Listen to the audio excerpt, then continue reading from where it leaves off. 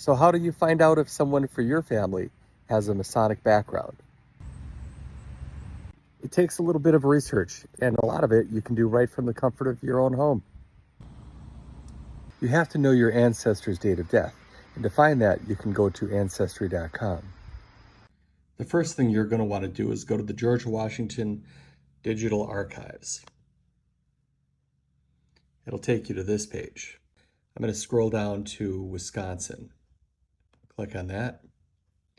Click on the Grand Lodge of Wisconsin all of the proceedings since the 1800s. You can browse all of them. Now the weird thing is that they're not necessarily in order. So if you can click on Browse All and then scroll down until you find the date that you're looking for. They have multiple pages here, so in my case, my great-grandfather was passed away in 1935. So I'm going to look for the 1936 proceedings. That'll bring you to this page. And in this case, we see that we've got the proceedings of the Grand Lodge Free and Accepted Masons of Wisconsin.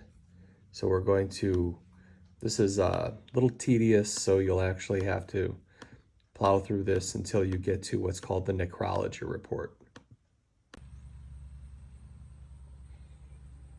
When you start to get close to where you're looking for, you're going to see things that say memorial, and that's going to tell you that you're very close to where you want to go. And there you go.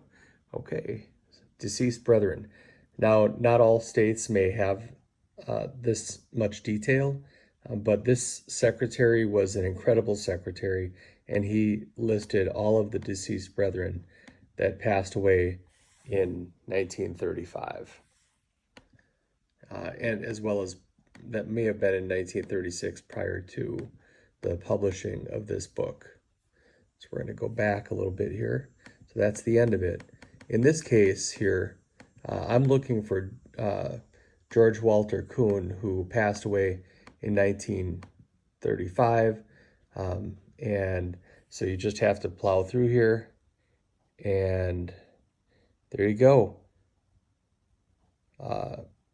Lodge number 3, that would be Kilbourne Lodge, and there it is, George Walter Kuhn, died on December 15th, 1935. Bingo. Go through that proceedings for the years that you want to take a look at.